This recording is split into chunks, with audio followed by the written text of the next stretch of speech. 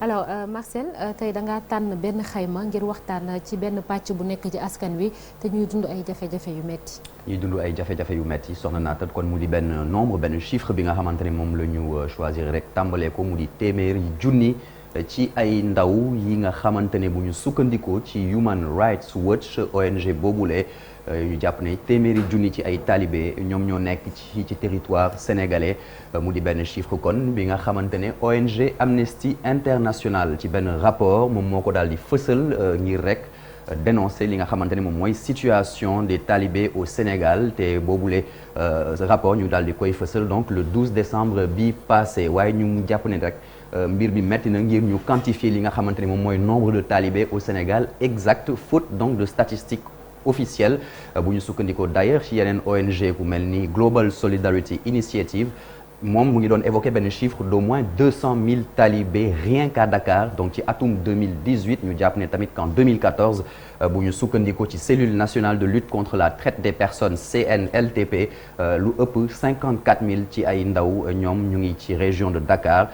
donc bu ñu jàppee boobule xayma 38 079 ay xale yu góor lañu ay xale yu jigéen tamit bu ñu leen fàtte 16 758 et puis ñu jàpp ne que 30 160 enfants talibés kon soit 53% ci boobu les chiffres ñoom ñu nekk ci ay écoles coraniques donc ñu ngi pratiquer li nga xamante ne moom mooy yelwaan mendicité forcée ñu gis na ne kon ñoom ñëpp ci boobu les chiffres ay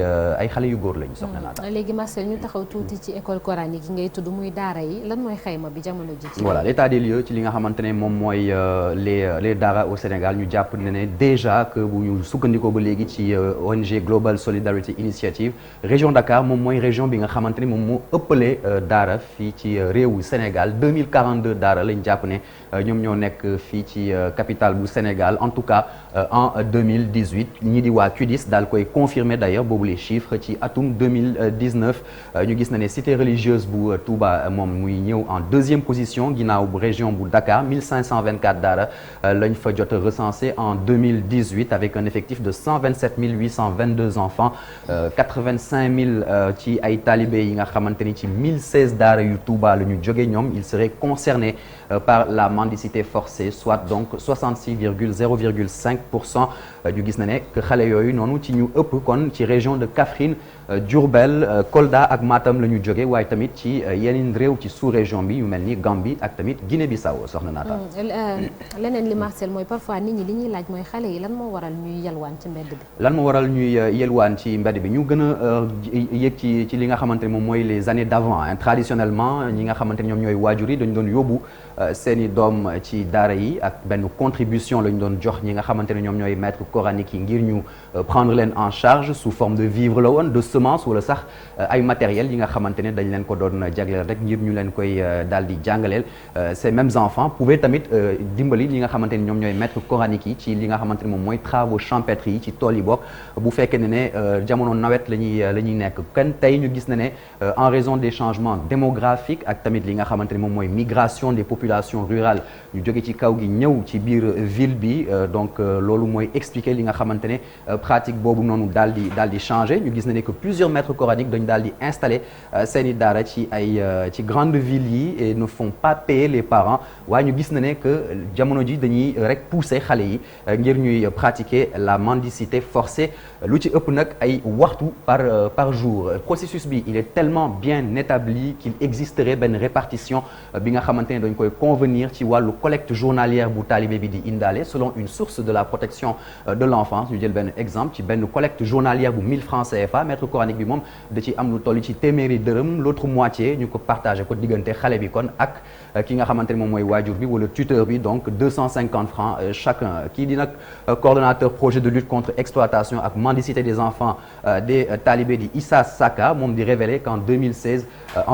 que phénomène bi mën na rapporter lu toll ci 5,475 milliards de francs CFA par an au maître coranique pour la seule région de Dakar mu di benn chiffre hallucinant pour dire le moins soxna Naata. totalement Marcel xale yi nag li ñuy nekk ci mbedd bi am na ay loraange yu leen ci mën a fekk c'est ça. ay loraange yu leen ci mën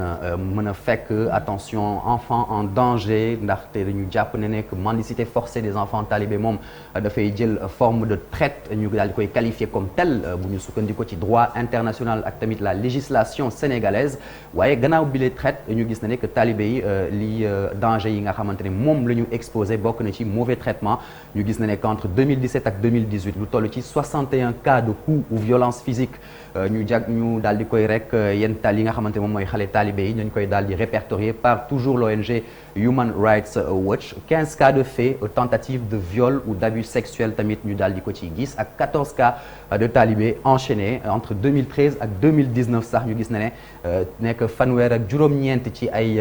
xale talibé jot nañ ci ñàkk seen bakken lié justement à ces abus ou à de la négligence donc ñu daal di koy enregistré fii ci réewu Sénégal toujours selon Human Rights Watch moo am tamit à part ces mauvais traitements là li nga xamante ne moom mooy défaut d'alimentation ak tamit lu jëm ci wér-gu-yaram en 2019 benn ONG tudd Jàngi daal di def benn visite médicale ci lu toll ci ñaar fukk ak juróom-ñaari daara yoo nga xamante ne dañoo nekk ca Pikine Nord ñu gis ne que sur 292 enfants talibés près de 60% dañ doon présenter ay problème u dermatose donc yu jëm ci problème u yaram donc 30% ñoo nga xamante ne ñoom seen malnutrition dafa élevé woon bu baax a baax et près de la moitié amoon li nga xamante ni moom mooy anémie et 47% ñoom amoon li nga xamante ni moom mooy ay parasites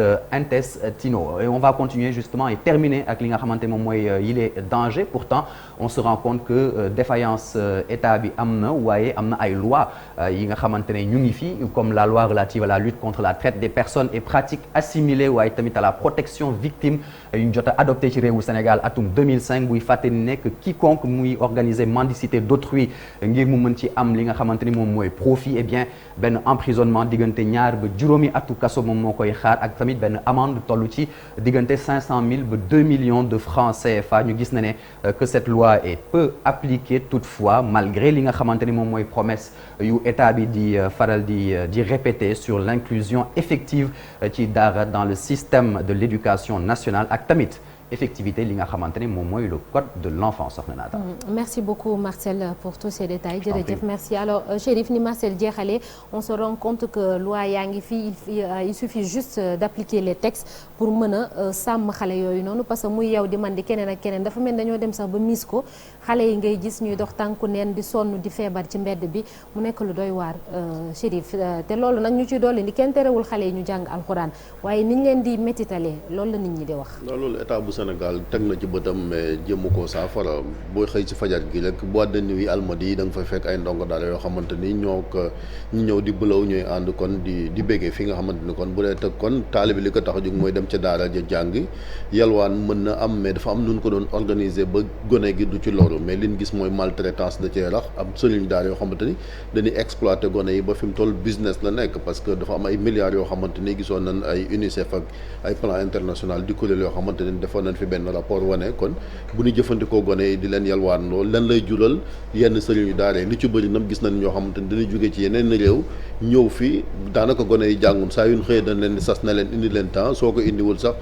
musiba naaru laay kuy fii sarax gone sax boo ko joxoon tey suukar wala leneen bugg ko jël il préfère jël xaalis wala leneen parce que dafa am loo xamante ni da ko war a yónnee sëriñ ba muy téeméer wala nangam il faut que dernièrement am na lu fi amoon fële ca jam ñaajo président jiite woon ko ñu doon wax modernisation daara loolu suñ koy wax nag wala mbiram mendicité mënuñ ko cee ñàkk a dugal gone ñi nga xamante ni kon dañuy jël gone yi di leen maltraité muy loo xamante ni kon saafara war nañ ko cee indi sinon kon situation bi day continuer gone yi nekk ci jafe-jafe ñii di ñàkk seen i bakkan parents yi aussi di seetaan ba gone moom dañ ko war a aar jàngaloo ko ndax moom mooy avenir.